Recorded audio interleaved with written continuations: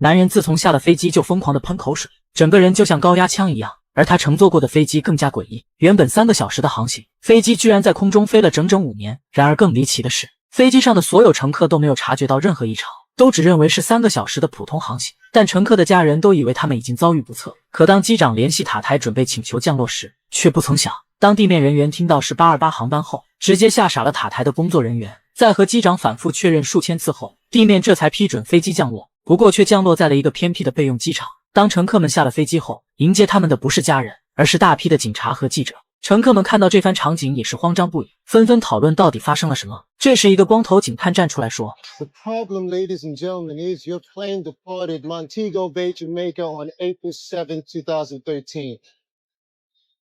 Today is November 4th, 2018. 警探的这番话直接让众人怀疑人生，他们面面相觑，不敢相信这是真的，因为对于他们来说才仅仅过去了3个小时，怎么下了飞机就过去了5年？于是为了调查清楚原因，光头警探扣留了这架飞机以及飞机上的所有人员，并对乘客逐个进行询问调查，可得到的回答却都是一致的，飞机上没有发生特别的事情，只是在途中遭遇了一次强烈气流，机舱内一片黑暗，机身也在不停地抖动着，但没过一会就恢复了正常，甚至还对飞机上的所有物品进行了检查，可仍然没有发现任何异常。无奈之下，警探只好释放乘客和家人们团聚。虽然飞机上的人只经历了3个小时，但家属们却足足等待了5年半。而这期间，许多人和事早已变得物是人非。7岁的女儿变成了亭亭玉立的大姑娘，本来是龙凤胎的姐弟，这下也拉开了差距。原本是警察的凯拉也再次见到成熟许多的男友，可看到她手上的戒指，才明白她竟然和自己的闺蜜结了婚。这一切的变故让她不知所措。唯一的好消息就是得了白血病的侄子，本来她只剩6个月的时间，经过5年的科技发展，现在有了新的治疗方案，或许可以治愈。与此同时，调查组还在继续检查飞机，他们想要查明真相，为什么飞机能在天上飞5年，而所有乘客却没有任何变化？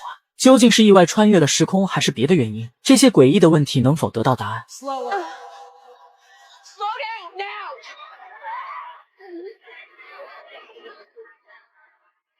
How'd you see him coming?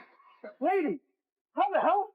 脑海里的声音救了男孩一命，但凯拉也不明白究竟是怎么回事。但自从他下了那架在天上飞了5年的飞机后，这种怪异的声音经常闪现在脑海中。这天凯拉跑步路过一个院子时，脑中又传来了那个声音。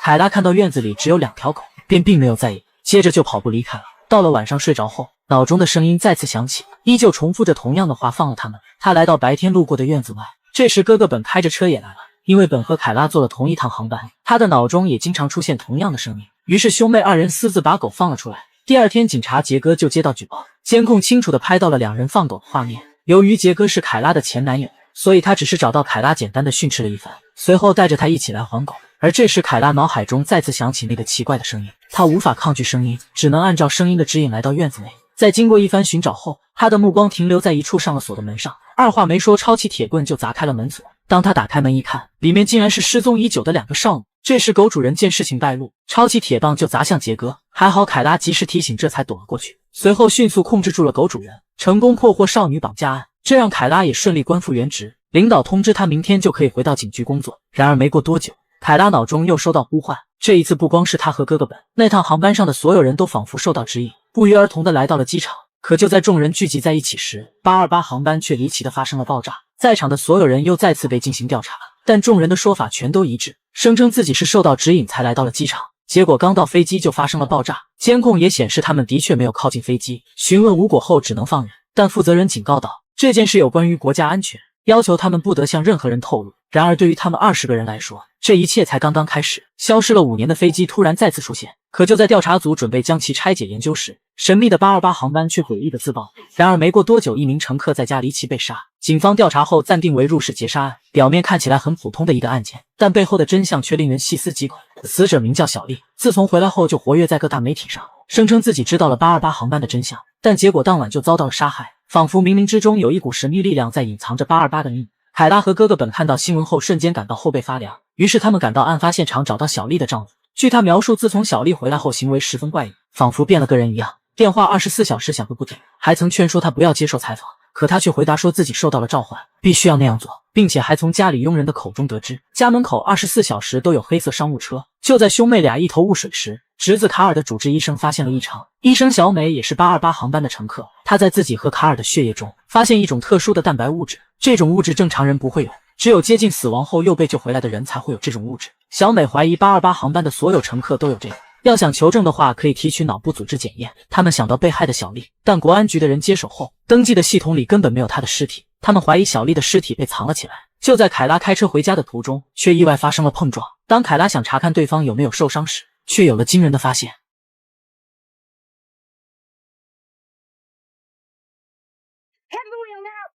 一切真相大白，死者小丽是被家里佣人所杀。原来在小丽消失的5年里，佣人把丈夫照顾得很好，于是慢慢把自己当做了女主人，而她也很享受这种生活。她觉得小丽回来夺走了她的一切，然而事情并没有就这样结束。凯拉和小美两人眼中常常闪过一个全身发黑的女人，她就像一个雕塑一样，仿佛在指引或暗示着什么。凯拉与小杰在外执行任务时，下一秒，一个长着翅膀的黑影出现在凯拉眼前，还没等凯拉反应过来，黑影又闪到车窗边。凯拉意识到这是与之前一样的呼唤，里面的卧底警察可能有危险。不明所以的小杰还是听从了凯拉，提前下令破门行动，可结果却是一个大写的尴尬。里面卧底并没事，但他们提前闯进却暴露了卧底的身份。事后，小杰主动背锅接受上级的训斥与调查。凯拉感到非常的内疚，他不敢告诉小杰事情，担心给他带去危险。凯拉只能沮丧地找本哥倾诉，并询问他有没有看到过这种黑影。本哥表示最近他一切正常，不过他听说医生小薇也见过，建议凯拉可以找他交流下。此时的小薇正受黑影人的困扰，开始以为是自己眼花，但地上的一片水脚印又引起他注意，回头看去，小薇被吓得一激灵，她循着水脚印来到一间病房门口，一个黑人小哥突然冲了出来。小黑被赶来的医生撂倒，但他提到空姐与航班，让小薇意识到这与828航班有关联。小薇找到黑人空姐，从她口中得知，原来小黑也在828航班上，是在黑姐帮助下的一名偷渡客。他现在也时常出现幻觉，被当作精神分裂在医院治疗。如果被发现偷渡身份，他将会很危险。小薇和黑姐打算救他出来。与此同时，国安局通过航班上的指纹调查出小黑，已经发现他是偷渡者的身份。国安局一直苦恼航班事件没有研究对象，航班上的人不是有家有室就是有背景，眼前偷渡者小黑或许是个契机。而这时，医院的小黑却逃走失踪了，国安局的人扑了个空。小薇在地上又看到那水脚印，带着黑姐沿着脚印追寻，在路口刚好遇见来找小薇的凯拉。在车上，小薇和凯拉研究起黑影人的事，一个像天使一样的雕像，宛如立在水中。后排的黑姐想起水之天使毕士达喷泉上的雕像。She has wings and water at her feet. She's a big part of Angels in America, Leo's favorite play. 三人迅速赶到水之天使的雕像前，果然在这里找到出逃的小黑。凯拉这才反应过来，天使的指引不是让他救卧底，而是小黑。为了避免小黑被抓，凯拉将他藏到废弃的锅炉房，而这一切都是神秘的指引。这种指引到底是对还是错误呢？小男孩卡尔真的太惨了。身患绝症白血病的他，又莫名高烧近40度1天1夜，全身检查都找不出发烧原因，药物退烧也毫无效果，再这样下去将会威胁他的生命。医生告知唯一选择就是打抗生素，但本来有希望治愈的白血病，会因为打了抗生素后毫无希望。左右两难的选择让父母备受煎熬，他们急得像热锅上的蚂蚁。小卡尔的症状此时又加重，喃喃自语着陌生的语言。小薇记起在航班上遇到的一个人，说的也是这个语言。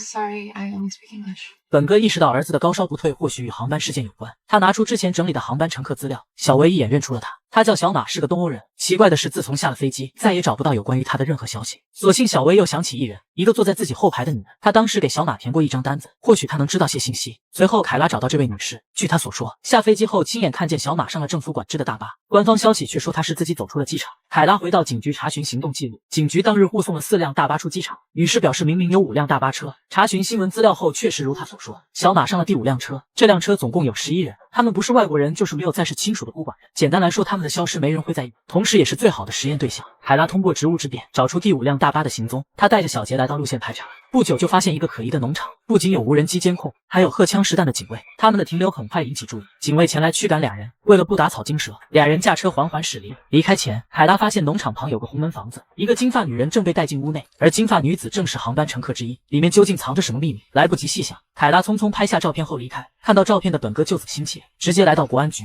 质问光头为何撒谎，要带走第5辆大巴上的11人。光头被问的一愣，表示他们也不知道有第5辆大巴，更不知道带走了11人。与此同时，医院的小卡尔病情又加重，心跳加速，身体不停抽搐。而在另一个神秘的地方，东欧人小马也出现同样的症状，与小马一同消失的11人究竟遭遇了什么？光头局长的话真的可信吗？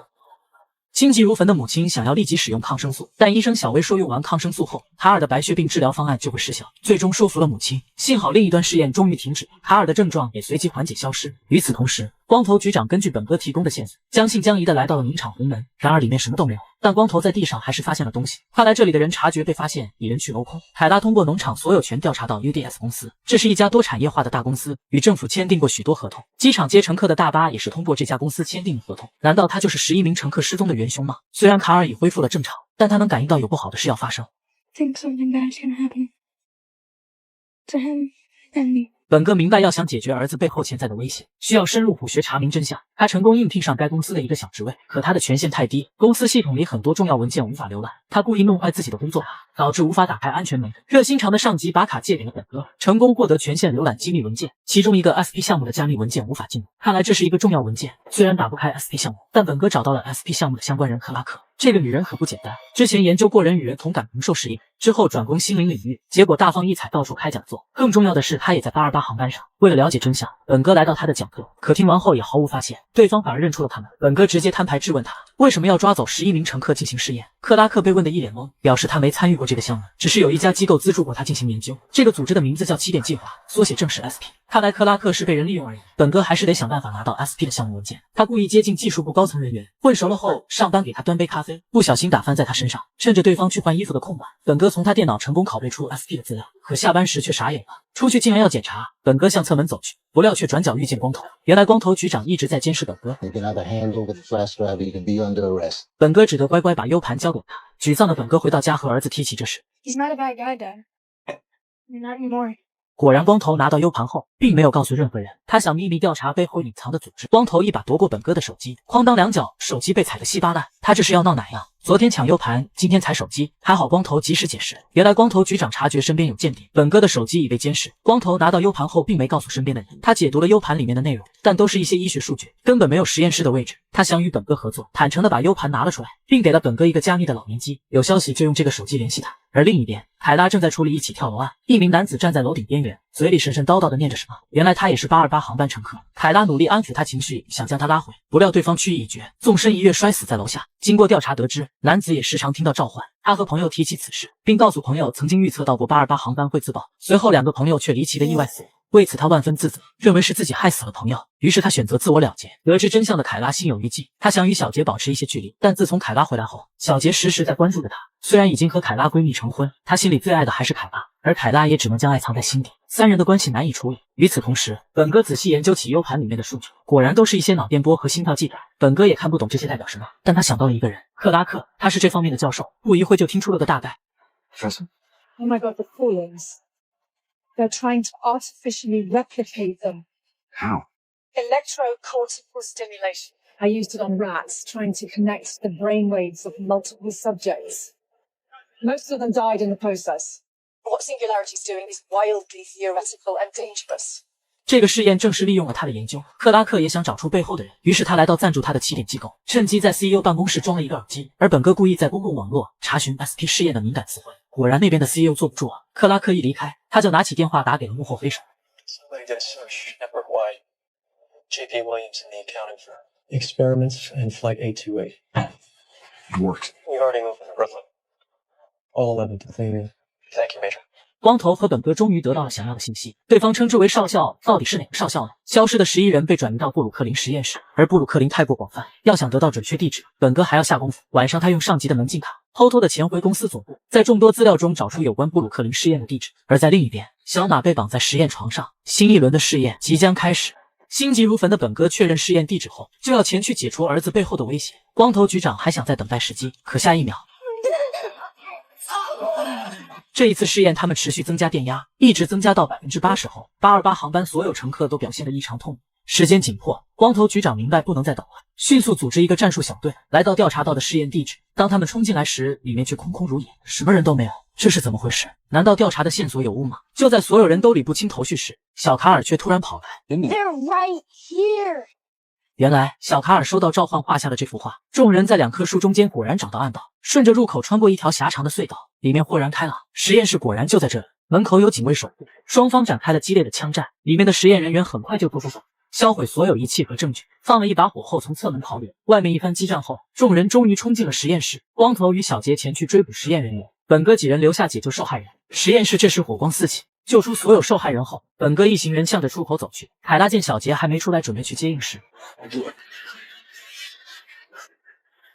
爆炸的气流将凯拉震飞，幸好没什么大碍。凯拉让本哥带着卡尔先回去，他则回去找小杰。然而一切已经晚了，光头局长一命呜呼，小杰也身负重伤，奄奄一息。凯拉悲痛不已，认为是自己连累了他。幸好没过几天，小杰苏醒过来，事情终于告一段落。虽然试验基地已被捣毁，但幕后黑手随时会卷土重来。为了应对可能出现的危机，凯拉兄妹俩把能联系到的828航班乘客全部集中在一起，相互有个照应。然而没过多久，诡异的事情再次发生。几名劫匪抢了7500万美刀，准备逃离时，一名劫匪袭击了另2名同伙，独自带着赃款而逃，可能是遭到暴力，中途遇到车祸，连人带车一起冲进了河里。经过3天的打捞，汽车终于被吊上岸。大家猜测，经过长时间浸泡，劫匪尸体肯定惨不忍睹。然而当凯拉打开车门时，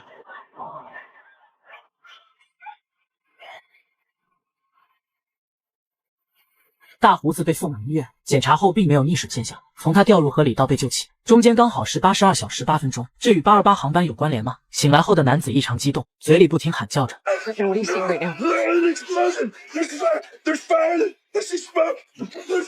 大胡子的话让凯拉意识到，这可能是与828航班事件一样的召唤。凯拉没来得及问清楚，就被医生请出了急救室。如果真的如他所说有一场爆炸，那将会威胁很多无辜生命。没多久，大胡子清醒过来，凯拉焦急地等在身边询问召唤内容。大胡子一开始不明白所谓的召唤，凯拉解释一通后，一下让他眼睛放光，这不相当于是超能力吗？善良的凯拉还是低估了罪犯的心机，无论怎么问就是不说位置。大胡子觉得自己得到了免死金牌，他要用爆炸位置换取自由身。要知道，大胡子可是十恶不赦的抢劫杀人犯，如果不明不白的放走了，一定会引起民众的不满。为了说服大胡子，凯拉几经调查他的过往，用他软肋3番5次的劝说。就在刚有进展，大胡子快要松口时，政府和佛伯勒却等不及了。他们不想再浪费时间，万一真的爆炸了，谁也不能承担这个责任。于是同意了大胡子的条件，一旦解除炸弹就还他自由身。达成交易后，警察在闹市的小摊中果然找到炸弹，危机解除了，大胡子如愿获得了自由，并且一跃成为民众的英雄。媒体也争相报道他的事迹，杀人犯变成英雄，多么可笑啊！大胡子得意洋洋坐车离去的一刻 Stop him. Stop. Stop.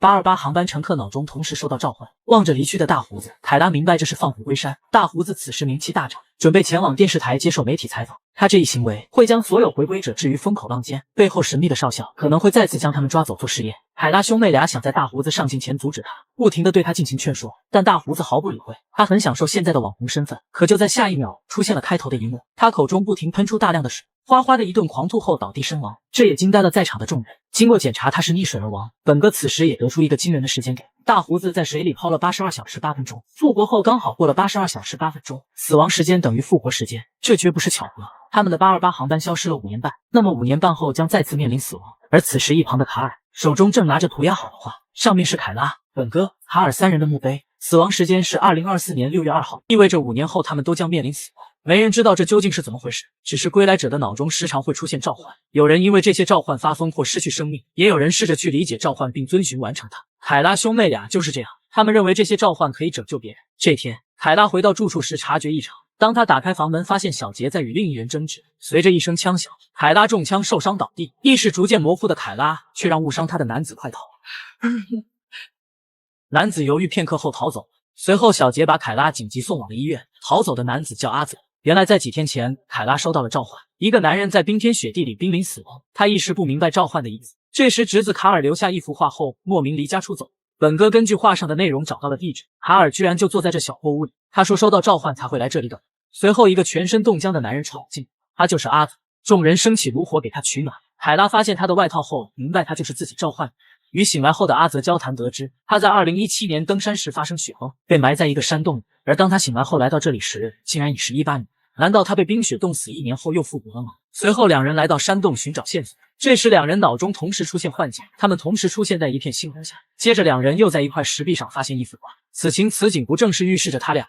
莫非召唤是让他们俩在一起？随后凯拉将无家可归的阿泽带回住处，阿泽暂时在他家住下，可两人的亲密惹得小杰嫉妒，他派人暗中跟踪阿泽。这天，他发现阿泽与人在做神秘交易。小杰调查阿泽的过往后，发现他有吸糖史，于是尾随小杰来到凯拉家搜寻糖。他担心凯拉会受到阿泽的牵连。经过一番搜寻后，并没有发现糖。在小杰的嘲讽下，两人发生争执打斗，没成想争夺中却误伤了进门的凯拉。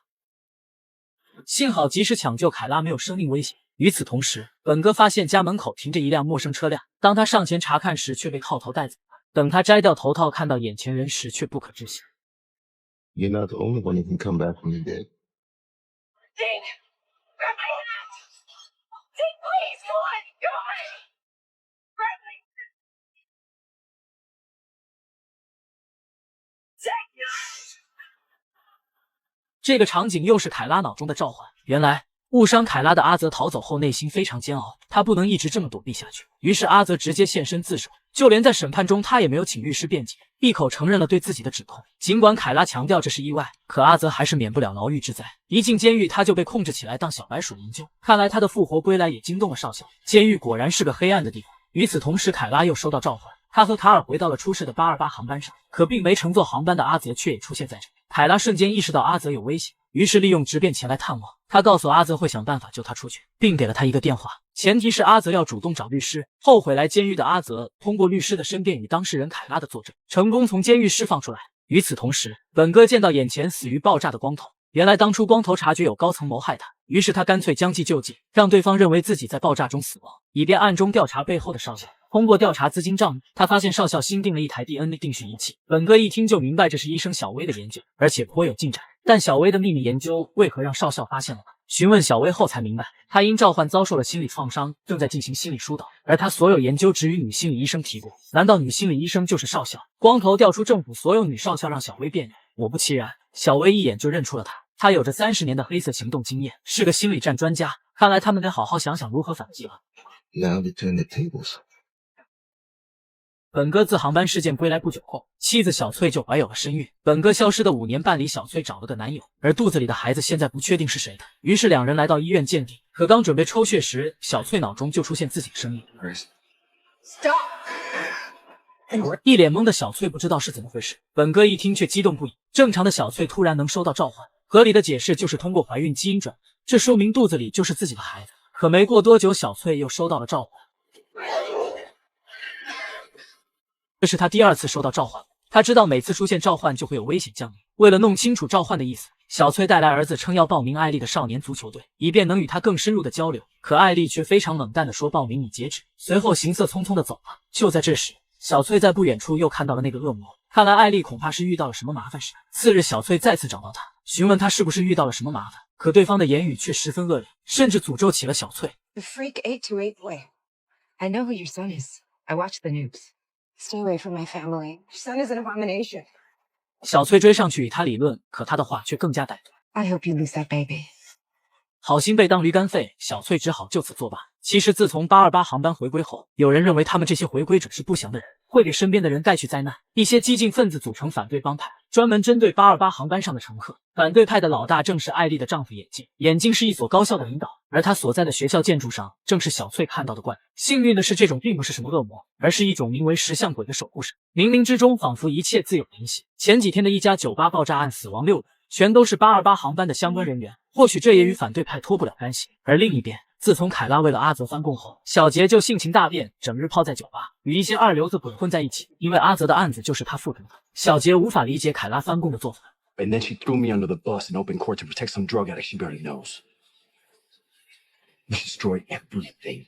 甚至将他追捕反对派的信息透露给了眼镜，直接导致凯拉的抓捕行动扑了个空。此时的凯拉才意识到警局有内奸，但他怎么也想不到会是小杰。而另一边，小薇对基因序列的研究被少校发现后，就加快了进程。他在家用小白鼠秘密的做临床研究，很快他就会知道如何消除或复制召唤。可这一天，当小薇回家时，却发现所有试验样本和数据被洗劫一空。看来少校对他的一切都了如指掌。小薇不甘心就此放弃，他竟然直接在自己身上做起了人体试验。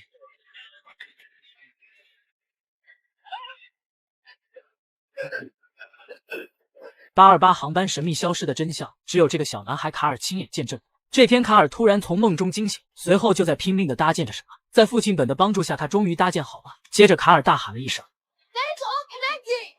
几人同时出现在一艘16世纪的船上，此时天空雷鸣闪电，狂风暴雨，随着一阵轰鸣声传来，抬头望去，竟然看到自己乘坐的828航班。21世纪的飞机为什么出现在16世纪？难道他们的航班真的穿越了时空，导致消失了5年？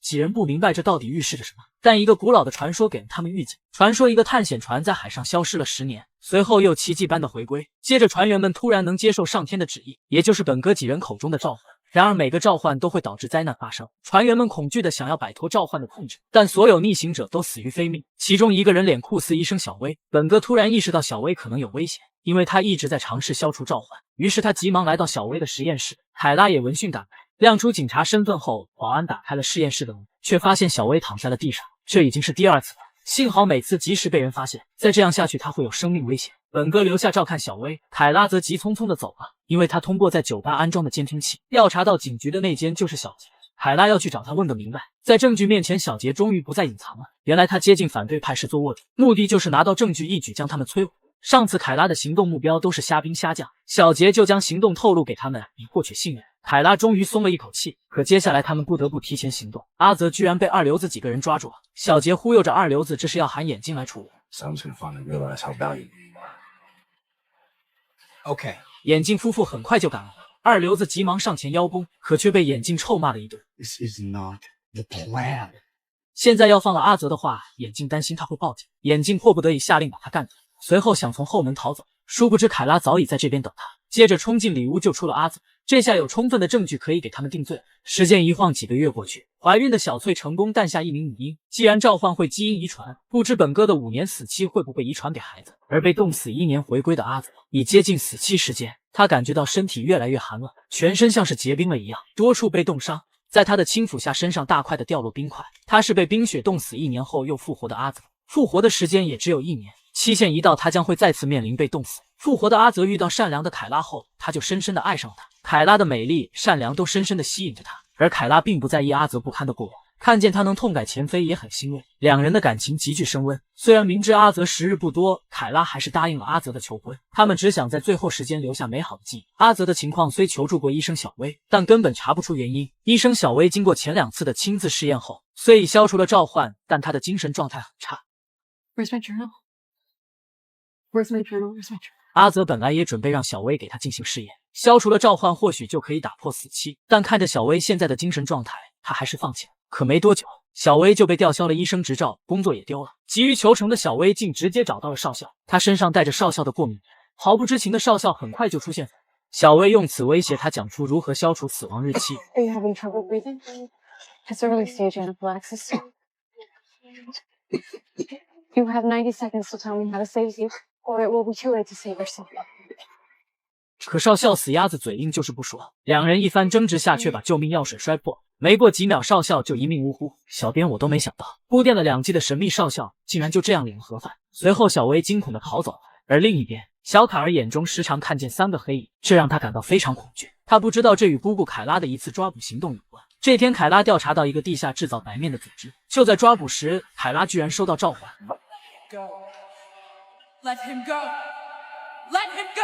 嫌疑人仿佛能看穿他一样。 You know, bring down on you a holy vengeance like that. 不过凯拉这次并没有遵循召唤，他明白这些有罪之人不可饶恕，可这也导致更大的危机降临。虽然明知阿泽只剩2天的时间，凯拉与阿泽还是举办了婚礼，也迎来每个亲朋好友的祝福。大家开心并忧伤的在屋内举行派对，而此时在屋外放烟花的卡尔身后正走来3个黑影。没多久，凯拉就接到了电话。 Hello. Shoot that kid up. 原来这3个嫌疑犯在转往监狱的途中逃脱了控制，穷凶极恶的他们第一时间就要报复凯拉，要求凯拉把收缴的白面来赎人。凯拉为了侄子安全，只好照做，带着白面前往交易地点。可另一边，歹徒发现卡尔竟然挣脱束缚逃跑了，3名歹徒连忙追上去，卡尔慌不择路跑到了一处冰面上，身后歹徒越来越近。此时远处的阿泽发现了卡尔，可卡尔已被歹徒控制住，凯拉兄妹俩也随后赶到了。 几人不敢轻举妄动，可就在这时，天空落下一道惊雷，接着冰面出现裂缝。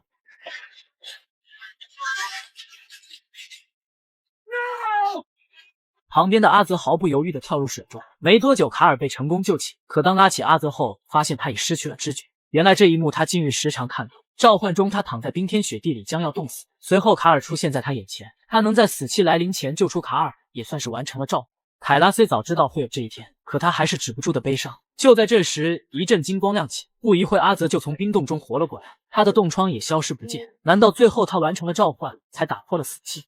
次日，潜水员在冰洞下搜寻了几个小时，一直没发现3个歹徒的尸体，他们仿佛凭空消失了。没过多久，本哥又一次收到召唤，828航班飞机在海面上爆炸坠毁。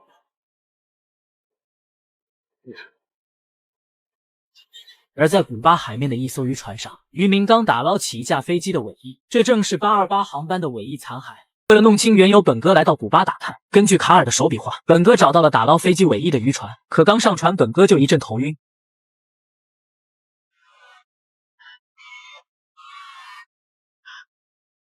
接着，本哥就收到凯拉和卡尔的信息，他们也收到了同样的召唤。召唤里，他们几人全身发光，掩着耳朵，似乎异常痛苦。随后，本哥找到了船老大，用重金买下他们打捞的飞机尾翼残骸。可当他看见眼前的尾翼时，还是给惊呆了。这确实是他乘坐的828航班尾翼。就在他上前触碰尾翼残骸的瞬间，又看到了他们痛苦挣扎的画面，随后被弹飞10米远昏死过去。醒来的本哥感到事情不简单，喊来光头一起把残骸弄回去好好研究。自从小薇失手杀掉少校后，惊恐不已的他只好求助于光头。光头利用关系将尸体秘密的处理了，并让小薇隐瞒此事。随着背后少校的威胁解除，光头也重新回到国安局局长的位置，并接手继续调查828航班事件的秘密。而另一边，阿泽自从打破了1年死期后就恢复了正常，此时正与凯拉开心的度着蜜月之日。这时凯拉又收到了召唤。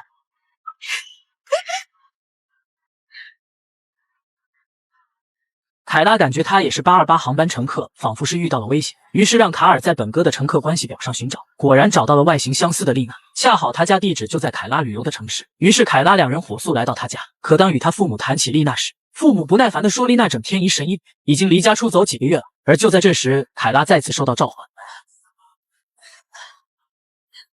尽管一闪而过，凯拉还是看清了丽娜被关在小黑屋，正准备做傻事。凯拉借口要上卫生间，趁机在房子里面一番查探，终于在地下室的一个小房间里发现了准备自杀的丽娜。原来丽娜受到召唤的困扰，一直被父母视为神经病，所以才将她关了起来。随后，凯拉将她带到本哥的住处，在这里她将会很安全。可没多久，可怕的事情就发生了。3个月前与卡尔一起掉入冰湖的3名歹徒，当时怎么也找不到他们的尸体，而这时他们却浮出了水面。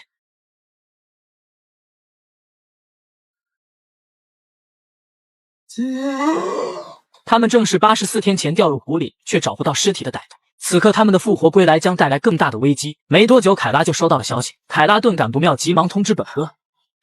Ben, he's coming back right away when you get this. The 3 guys who kidnapped Kimmel, they're alive again. 收到消息的本哥担心卡尔会遭到歹徒的复仇，于是妻子小翠带着卡尔去乡下弟弟家躲避。根据死亡时间等于复活时间理论，只要能躲过歹徒的死期84天，那就安全了。随后，凯拉来到湖边搜寻歹徒的行踪，很快发现一对夫妇被他们袭击，并抢走了2人的露营车。凯拉沿路追踪，果然发现了歹徒的车辆。可这时对方也发现了凯拉，穷凶极恶的歹徒竟直接扔出一罐煤气瓶，凯拉的车辆躲避不及迎头撞上。幸好他们并没什么大碍，而逃走的3名歹徒此时也发生了分歧。小月觉得他们死而复生是一个重生的机会，现在不应该与之前一样为非作歹。Man, I don't think that we should be beating people up and firebombing the cops. I don't give a rat's ass about any of those people. Hey, maybe that's why we came back. To do things different. 可大黄对小月的话却置之不理，径直来到一家冰淇淋店准备弄点 money。小月再次劝说大黄，可他毫不理会。卷毛也跟上了大黄的脚步，但他们的停留已被警察发现。收到消息的凯拉连忙加速赶往地点。就在大黄已得手准备逃跑时，突然3人脑中传来一阵陌生的声音。小月痛苦弯腰时，发现地上的一张照片。看着照片，他陷入了一阵沉思。此时警声响起，大黄急忙喊小月上车快逃。Girl, I think I'm supposed to go to her. 小月并没有跟着大黄2人逃命，只是呆呆地盯着手中的照片。很快，凯拉便赶到了这里，并顺利逮捕了小月。面对凯拉的询问，小月只是看着照片不语。这时，凯拉的侄女与丽娜来到这里。原来几分钟前，丽娜在这掉落了一张照片。看着丽娜要拿走照片，小月却急了。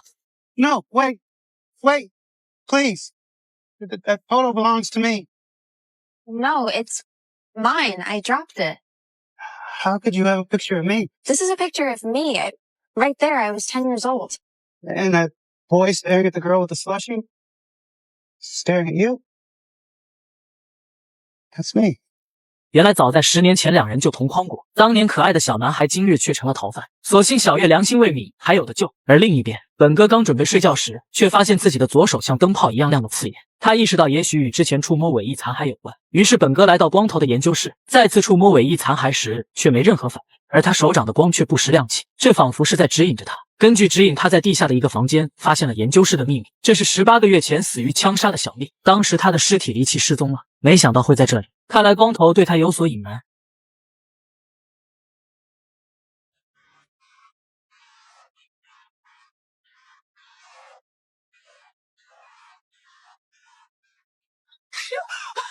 就在刚刚，警察追踪到歹徒的车辆，可他们早就逃之夭夭。但这个歹徒也太疯狂了，竟然将凯拉一家的照片贴在墙上，用小刀将他们的眼睛全抠掉，甚至在墙上画下各种诅咒的图案。这下凯拉真的被吓到了，他急忙找到本哥商议对策。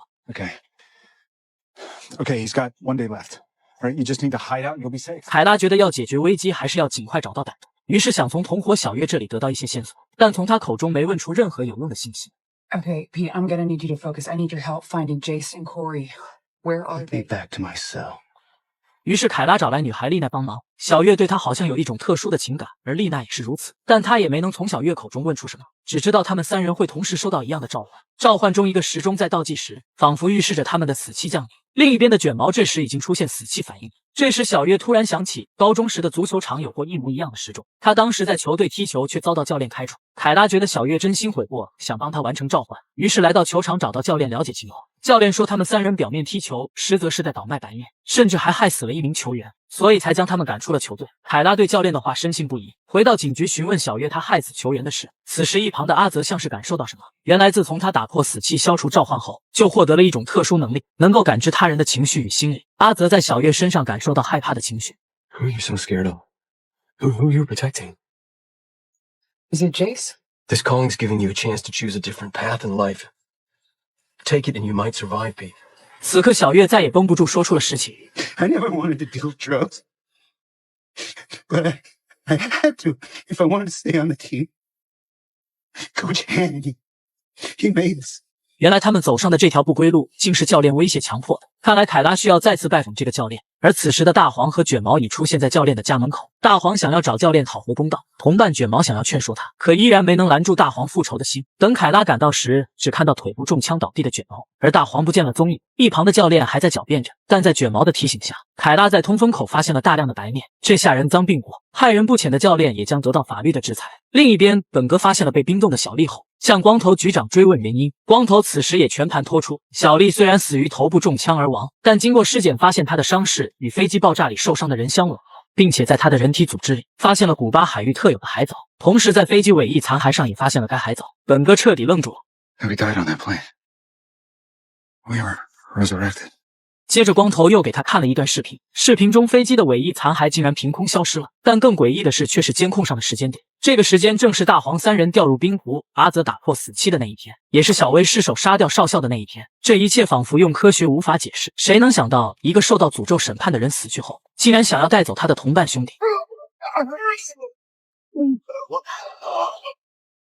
难道是他们结拜的誓言应验了吗？就在不久前，3名歹徒复活归来就受到死期的诅咒，他们只能存活84天，想要打破死期，就要遵循召唤的旨意去完成它。逃亡中，小月与卷毛接连被抓获，并且俩人也诚心悔过。可时间一天天过去，眼看来到了第83天，而凯拉还没抓到在逃的大黄，卷毛也表示不知道他在哪里。一天不逮捕大黄，就会危害更多无辜人。就在这时，卷毛与小月同时收到了召唤，大黄在一片漆黑的森林里想杀害凯拉，而这个地方正是他们复活的湖边森林。得知消息的凯拉与阿泽急忙赶去，两人在月黑风高的森林里寻找大黄踪迹，却不知危险已经向他们逼近。凯拉一个转头的功夫，身后的阿泽就不见了踪影。画面一转，阿泽已被敲晕倒地，没见到阿泽的凯拉只能壮起胆继续搜寻。眼看天已微亮，凯拉还没找到人，这时大黄从身后冲来，一脚将凯拉踹翻倒地，正要举枪击杀凯拉时，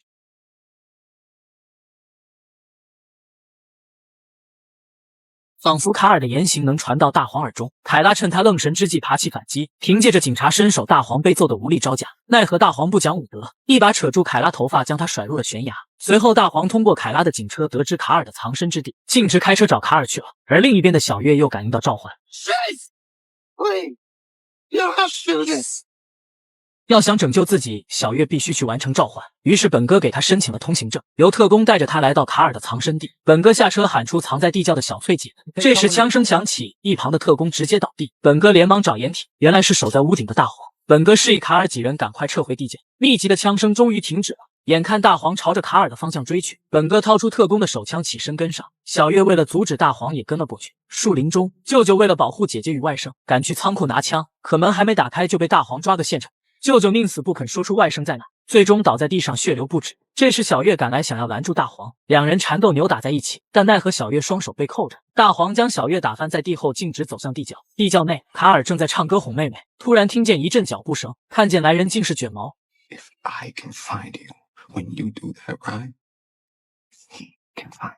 随后，小翠看见被害的弟弟，愤怒的他直接拿起猎枪去找大黄，很快就被他找到机会，直接打出一枪示威民警。大黄不敢轻举妄动，众人听到枪声连忙赶了过去。凯拉三人竟然也来了，原来他掉落的悬崖并不高，所以没什么事。三人汇合后直接来到了这里，而就在这时，大黄的死期时间已经来临。只见浑浊的湖水从他口中喷出，大家都不敢靠近，一直持续99秒后，大黄身疾而亡。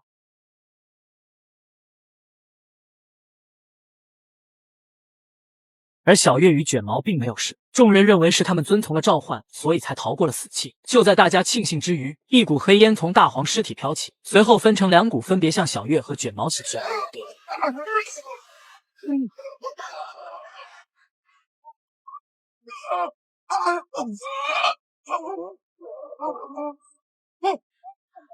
一阵黑烟侵蚀之后，小月与卷毛也倒地而亡。众人看着眼前的一切惊呆了，本哥这才意识到之前的想法是错的。难道一起回归就要一起被审判吗？女人拉起窗帘，看见不远处的天空异常，那片区域浓烟滚滚，在翻腾倒海。What the hell is that? What the hell is what? 而同事看到的却是万里无云，不明所以的凯拉想近距离看看，发现还有别人看见浓烟也朝他走去。原来他们都是828航班的乘客，但浓烟为什么只出现在这一块上空呢？不一会，本哥从里面出来，但他没察觉到人群与头顶的异样。疑惑的凯拉回来询问本哥，原来三兄弟的事让本哥对自我救赎失去了信心。Because suddenly now I have very little faith in us saving ourselves. 他们191名乘客的命运像绑在了一起，一旦有人没完成召唤，死期来临时，所有人都会受到审判。小月三兄弟就是很好的例子，要让所有乘客都遵循召唤去完成它。本哥觉得这是很难实现的事，于是他还是寄希望于科学上，甘愿做起了小白鼠，盼望能从中得到答案。浓烟下面正是828航班事件的研究基地，根据对飞机尾翼和所有回归者以及小月三兄弟的尸体研究，发现每个表面都藏有一些化学元素，这些元素合成在一起，它们就晶体化变成蓝宝石。究竟是不是蓝宝石引发828的失踪和回归，还需要继续的研究和测试。同时，他们也在研究一块掩埋了6000年的浮木，直到7年前的一场地震将它带至地表。这场地震正好发生在828消失的当天，而浮木上面也同样有蓝宝石化合物。小薇认为浮木很有可能是一艘运输动物和蓝宝石的船，这在历史上是一个著名事件。 Said anything about it being near a dormant volcano, and there's only one dormant volcano in that region, Mount Ararat. And what does that mean to you? Mount Ararat is believed to be the final resting place of Noah's Ark. 如此重大的发现，光头将小薇提拔为国安局特工，并要求其对此工作与研究进行保密。小薇只能答应，而他与本哥的联盟也随之破裂。828机长说过，飞机消失时遭遇过黑色闪电，于是小薇模拟黑闪电对浮木进行试验。另一边，在聚餐的凯拉突然看见镜中的自己流着血，并且头顶一股浓烟。凯拉急忙联系本哥，而本哥这边也发现异常，满墙的乘客照片，唯独小薇的照片湿漉漉。本哥想起和小薇有1周没联系，此时他的电话却无法接通。凯拉感觉小薇或许出现了很严重的问题。与此同时，小薇正在加大模拟的黑闪电数值，继续在对浮木做着试验，但还是没发生任何效果。而同事却发现小薇身上的血迹。小薇把防护帽摘下时，却吓坏了同事。医生对她的血泪毫无办法。此时凯拉赶来，看着小薇正是自己召唤里的模样，而小薇因为消除了召唤无法收到，或许是她做的某一件事让她受到了惩罚。看来小薇对他们隐瞒了什么。此时本哥看见一个流血泪的狮子，根据中国的佛教神话，石狮子流血泪。本哥明白这是一个关于谎言的故事，于是凯拉焦急的想要小薇说出谎言。 It's about a lie. What are you hiding? I'm sorry. I'm sorry. Zombie, you don't have to die. You can save yourself right now. I'm not afraid to die. And save the rest of us, please.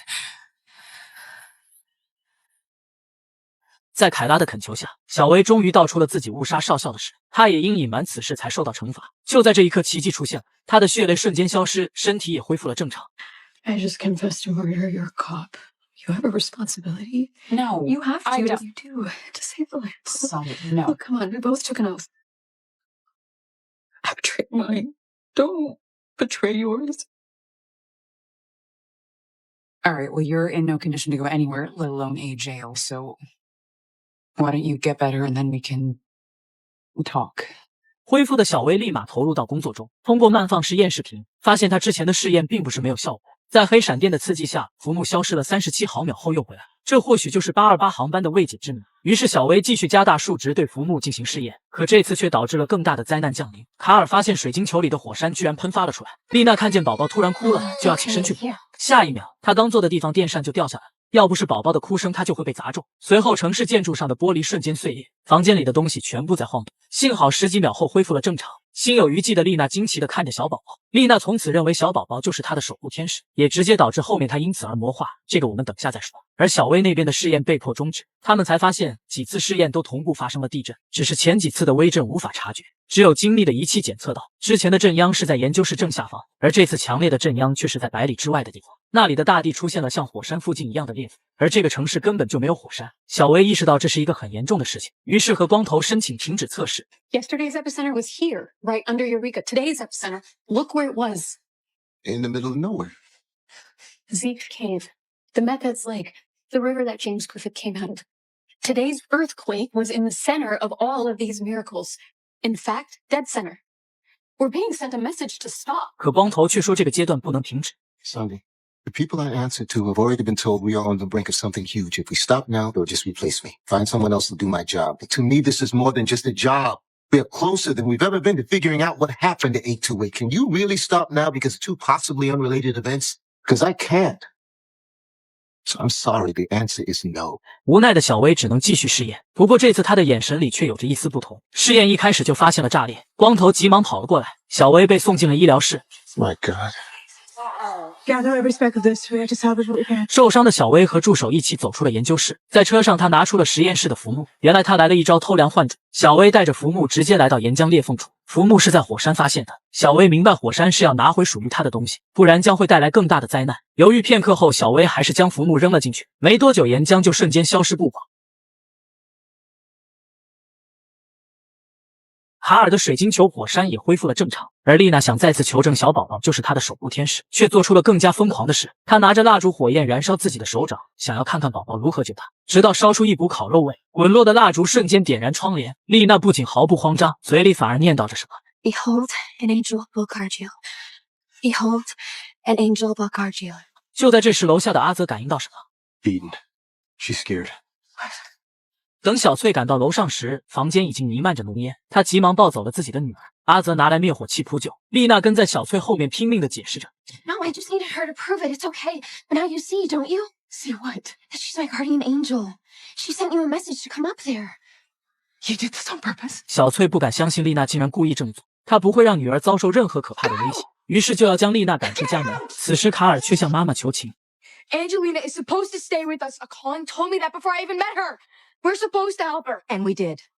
尽管如此，小翠还是坚定的要赶走丽娜。可令人没想到的是，随后卡尔竟然将丽娜偷偷的藏在自己房间，这也导致后面更大的危机降临。与此同时，本哥为了召唤的是每天焦头烂额，对自我救赎失去信心后，他的心态也因此发生变化。这一天，他在帮另一名乘客完成召唤时，却因为救人心切太过于冲动，将别人捆绑起来后，又激动的将他推翻倒地，致使对方受伤昏迷过去。而这也成功让本哥领到了牢饭。恰逢此时，政府机构对828乘客的不友好政策，许多828乘客因莫须有的罪名被逮捕。本哥这一出也将828所有乘客推上了风口浪尖。小翠抵押房子后，交了50个 W 的保释金，才将本哥赎了出来。此时他们又收到了召唤，好像每个人都在接受火之审判，而唯独卡尔对召唤是最强烈的一个。他的身上也因召唤红了一大片，就像真的被火灼烧了一样。卡尔画下一幅画后，和丽娜离开了家里。而另一边，小薇处理了浮木后回到研究室，发现光头他们在对尾翼做黑闪电试验。一个小小的浮木都带来可怕的灾难，更何况这么大的尾翼残骸。小薇想劝阻光头停止测试，可光头已经发现小薇拿走了浮木。得知浮木被毁后，光头借此开除了小薇。他现在能做的也是微乎其微。于是小薇直接来到警局。 I'm ready to confess. I'm not going to turn my back on that, but I need you to promise me one thing. What's that? That you're going to stop Vance from continuing testing Telford. 他要为误杀少校赎罪。就在此时，凯拉却被上司叫进了办公室。由于近期政府对828航班乘客的偏见，上司通知他暂时转为文职工作。 A passenger has just been executed.